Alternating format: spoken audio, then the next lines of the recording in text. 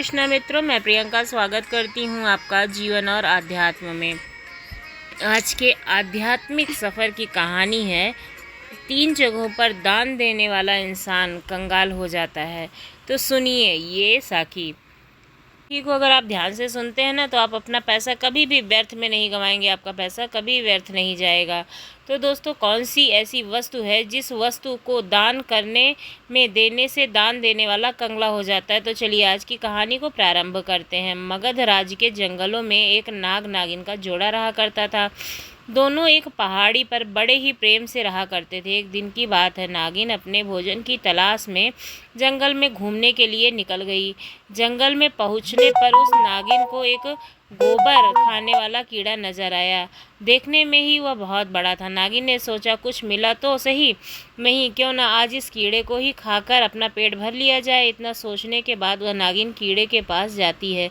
उस कीड़े को अपना शिकार बनाने ही समय कीड़ा एक मनुष्य के रूप में बदल जाता है। उसने देखा कि कीड़ा एक दिव्य राजा के रूप में परिवर्तित हो गया।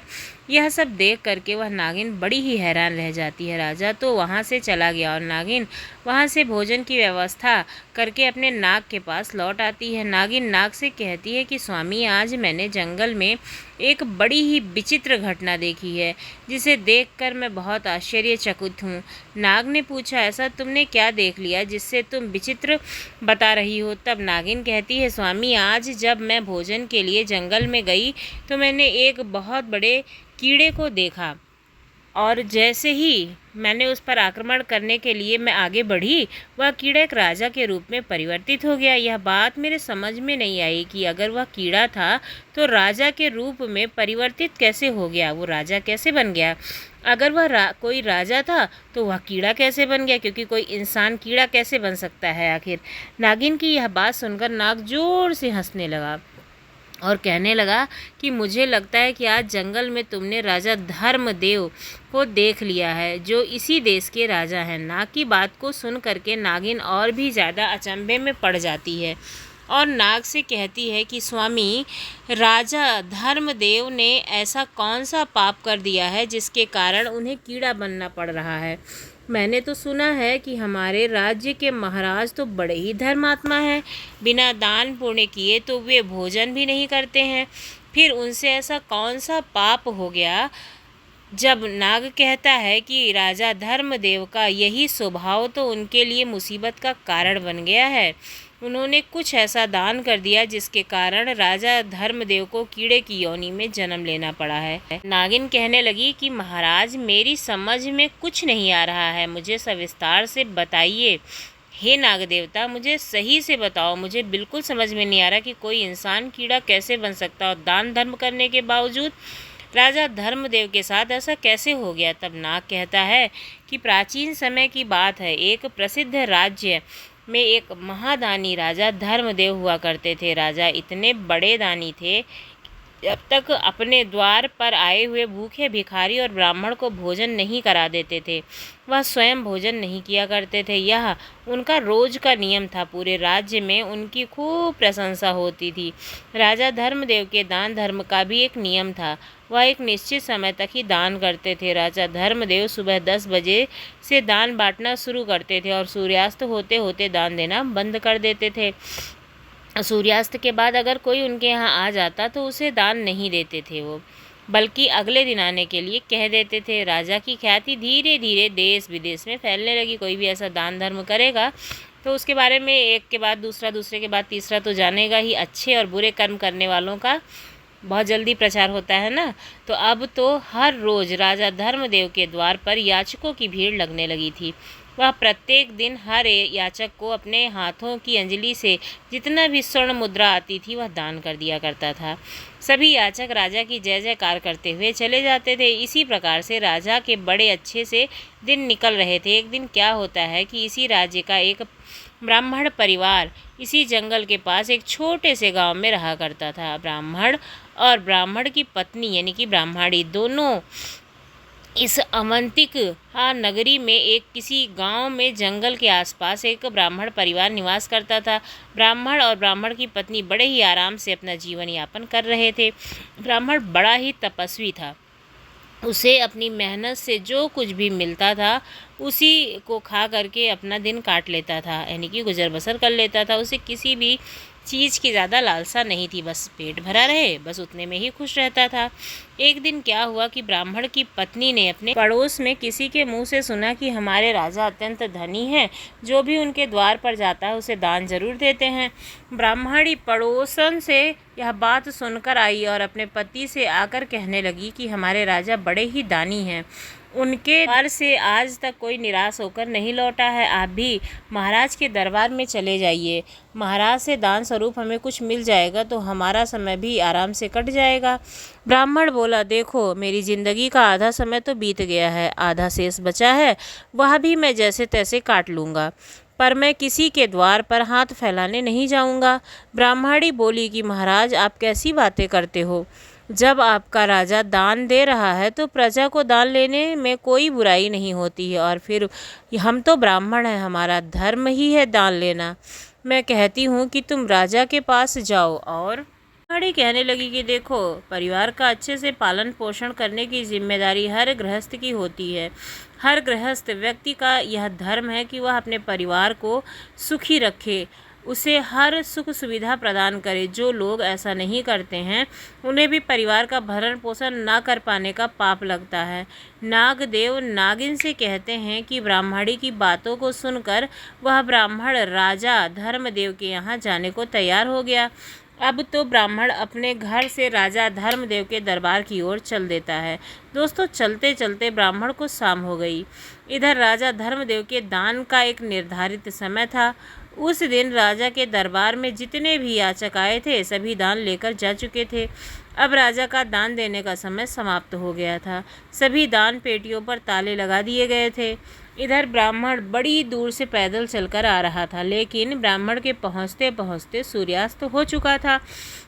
अब महाराज ने दान देना बंद कर दिया था। राजा और उसके सैनिक दान पेटियों को लेकर राजमहलों की ओर जा रहे थे। उसी समय रास्ते में ब्राह्मण उनके मार्ग में आ जाता है और कहने लगता है कि महाराज, मैंने सुना है कि आप हर दिन गरीब को दान देते हो। मैं भी एक गरीब ब्राह्मण हूँ और काफ़ी दूर से पैदल चल करके आपके द्वार पर आया हूँ।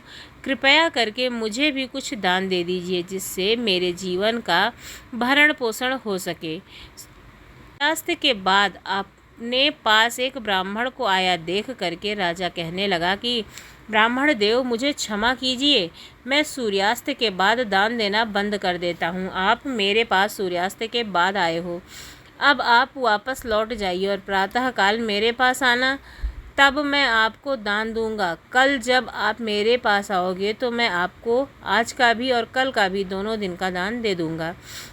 ब्राह्मण थोड़ा जिद्दी स्वभाव का था। वो कहने लगा, महाराज मुझे आज ही दान दे दीजिए, मैं कल का इंतज़ार नहीं कर सकता। रोज़ रोज़ दान लेने के लिए मैं अपने आपके यहाँ नहीं आ सकता हूँ। जब राजा ने यह बात सुनी तो राजा को अत्यंत क्रोध आ गया, परंतु ब्राह्मण जानकर राजा ने फिर उसको समझाया कि ब्राह्मण देवता, तुम्हें कल ही दान लेने के लिए आना पड़ेगा। मैं तुम्हें कल ही दान दे सकता हूँ, आज दान नहीं दे सकता हूँ। फिर ब्राह्मण बोला कि नहीं महाराज, मैं दान केवल आज ही लूँगा, कल मैं आपके पास नहीं आऊँगा। यह बात राजा को कुछ अच्छी नहीं लगी।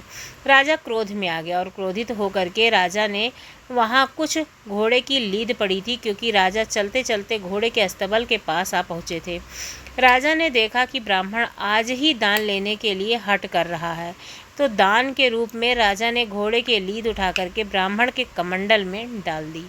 ब्राह्मण उस लीद को लेकर सम्मान से अपने घर की ओर चल देता है। इधर घर पर उसकी पत्नी इंतज़ार कर रही थी कि हमारे ब्राह्मण देव राजा के यहाँ से कुछ दान लेकर आते ही होंगे।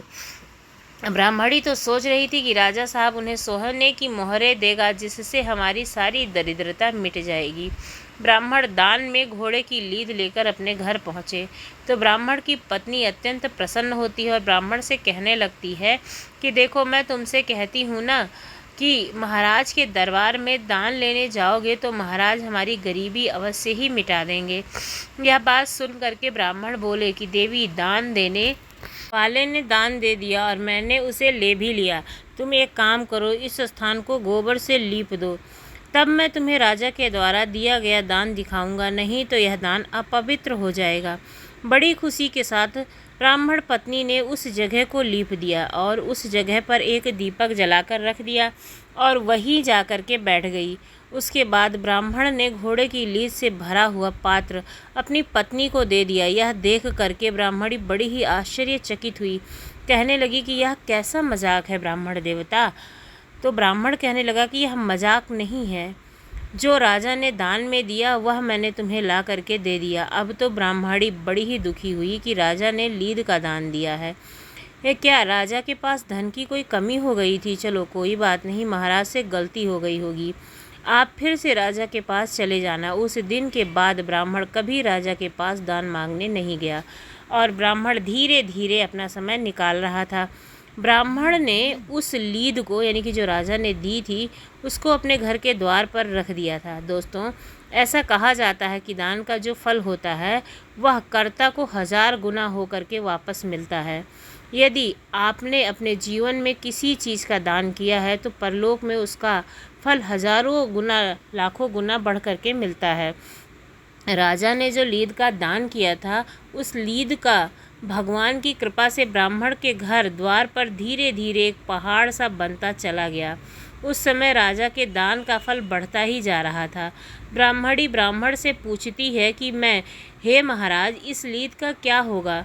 तो रोज़ाना बढ़ती ही जा रही है, आप तो वेदों के ज्ञाता हो, मुझे इसका मतलब बताओ। तब ब्राह्मण कहने लगा, देखो, ये राजा के दान का फल बढ़ रहा है और इस फल को उसे ही भोगना पड़ेगा। यदि हम इसे उपयोग में ले लिए होते तो राजा को इसका शुभ फल प्राप्त हो जाता। अब जबकि यह हमारे किसी काम की नहीं है तो इसका परिणाम आज अब राजा को ही भोगना पड़ेगा। यह बात सुन करके ब्राह्मणी यही सोच में पड़ गई। इस प्रकार धीरे धीरे समय बीतता गया और इधर उस लीद का पहाड़ काफ़ी बड़ा हो गया था। एक दिन की बात है, राजा धर्मदेव वन में शिकार करने के लिए जाता है, परंतु राजा धर्मदेव को कोई शिकार नहीं मिलता है। जब कोई शिकार नहीं मिलता है तो राजा पहले नियम होते थे कि राजा को जब कोई शिकार ना मिले तो वह बिना शिकार के वापस लौट करके नगर को नहीं जाता था, चाहे उन्हें मार्ग में ही कहीं रुकना क्यों ना पड़े। अब शाम का वक्त हो चुका था और सूर्यास्त होने के बाद किसी जीव को सताना क्षत्रियों का धर्म नहीं होता है।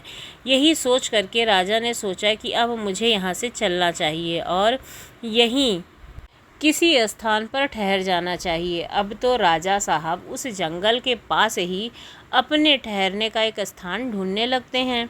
अब ढूंढते ढूंढते राजा उसी ब्राह्मण के घर पहुंच जाते हैं जिसे राजा ने 15-20 वर्ष पहले लीद का दान दिया हुआ था, लेकिन राजा उस घटना को भूल चुका था। राजा धर्मदेव जब उस ब्राह्मण के घर पहुँचे तो वहाँ पहुँचकर राजा ने ब्राह्मण से कहा कि हे ब्राह्मण देव, आज मुझे आपके यहाँ ठहरने के लिए स्थान चाहिए। राजा की बात सुन करके ब्राह्मण कहने लगा कि ठीक है महाराज, आपका हमारी इस कुटिया में हार्दिक स्वागत है।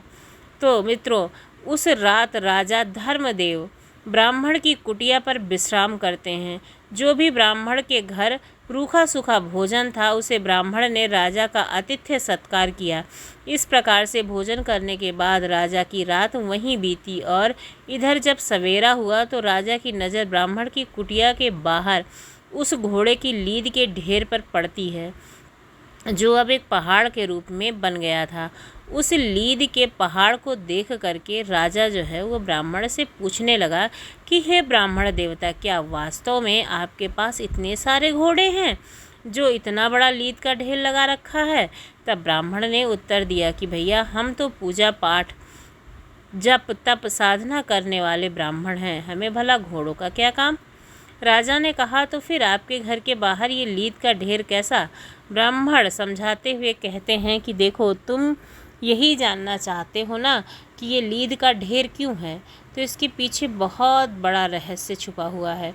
अब तो उस रहस्य को जानने की ही राजा को उत्सुकता होने लगी, यानी कि इच्छा बढ़ने लगी। ब्राह्मण बोला, हे मुसाफिर, हमारे राज्य का राजा बड़ा ही दानी धर्मात्मा है। वह रोजाना सोने का दान करता है। 15-20 साल पहले की बात है, मेरी पत्नी ने मुझे ज़बरदस्ती राजा के यहाँ दान लेने के लिए भेजा था। अपनी पत्नी के कहने पर मैं राजा के पास दान लेने गया था। जब मैं राजा से दान लेने की जिद कर रहा था तो वह मुझे अगले दिन आने को कह रहे थे, लेकिन मैंने राजा की बात नहीं मानी। जब मैं दान लेने की जिद करने लगा तो राजा ने क्रोधवश मेरे कमंडल में घोड़े की लीद उठा करके डाल दी थी। मैं उसे सम्मान सहित ले करके अपने घर चला आया और मैंने उस लीद को यहाँ रख दिया, क्योंकि वह लीद मेरे किसी भी काम की नहीं थी और दान की वस्तु को मैं नहीं फेंक सकता था, बिल्कुल भी मैं फेंकना नहीं चाहता था। तो राजा ने पूछा कि ब्राह्मण देवता, राजा ने तो तुम्हें थोड़ी सी लीद दान में दी होगी, पर यह तो इतना बड़ा पहाड़ जैसा कैसे बन गया है? तब ब्राह्मण ने समझाया, भाई हमारे वेद पुराण कहते हैं कि अगर कोई दान देने वाला जितना दान देता है उसका 1000 गुना फल उसको वापस मिलता है। राजा का वो दान समय के साथ हजारों गुना बढ़कर जमा हो गया है। अब आपने उस दान का फल राजा को खुद ही भुगतना पड़ेगा। ब्राह्मण की बात सुनकर के राजा के पैरों तले जमीन खिसक जाती है।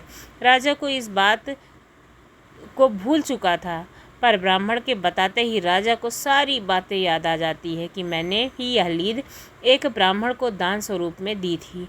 अब तो राजा बहुत ज़्यादा घबरा गया। दोनों हाथ जोड़ करके ब्राह्मण से पूछने लगा कि हे ब्राह्मण देव, राजा इसका फल कैसे भोगेगा? मुझे इसकी बात और बता दो। तो ब्राह्मण बोला, देखो भाई, ये लीद का ढेर अब राजा को खाना पड़ेगा।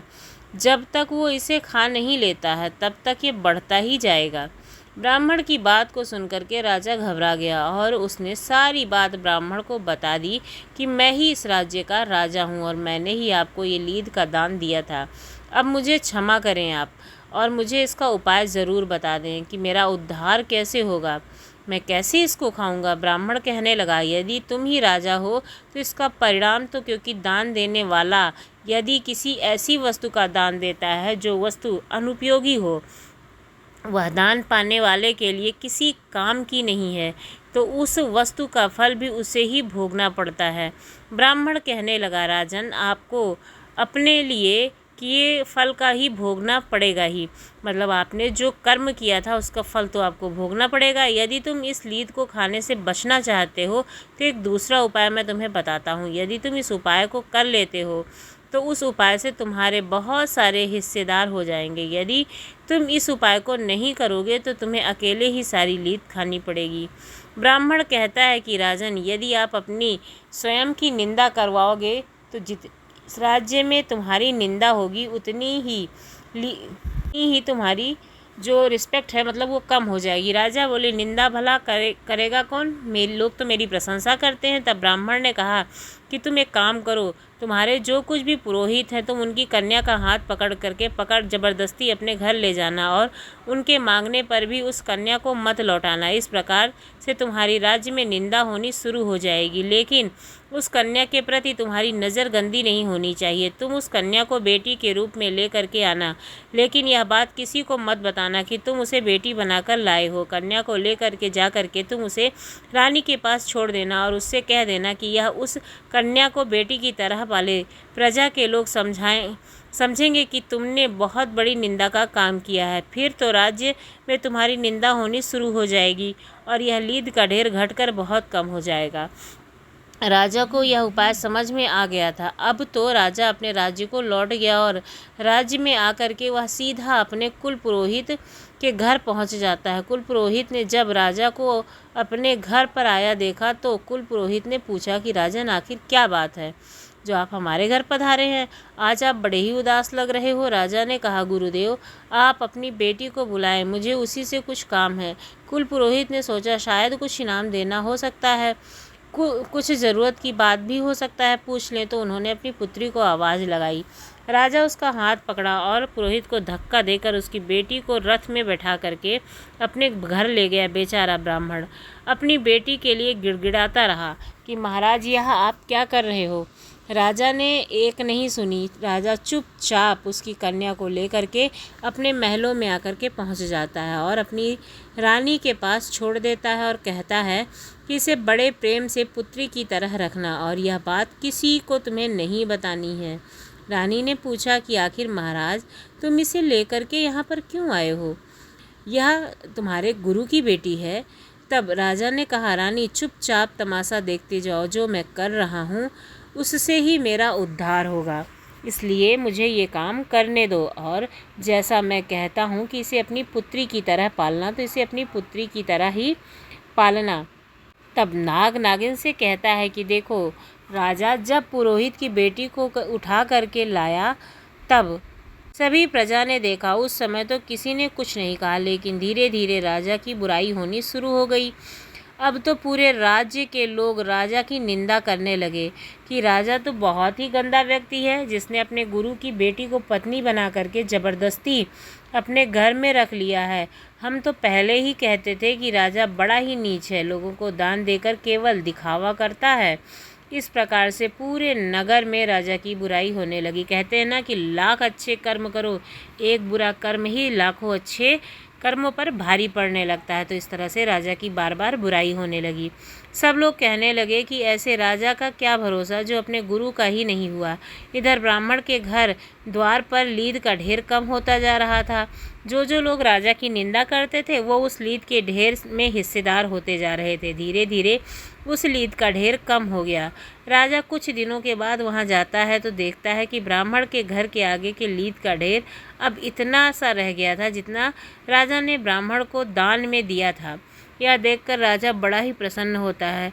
राजा हाथ जोड़ करके ब्राह्मण से बोला, महाराज, तुमने पहाड़ जैसे लीद का ढेर तो कम कर दिया।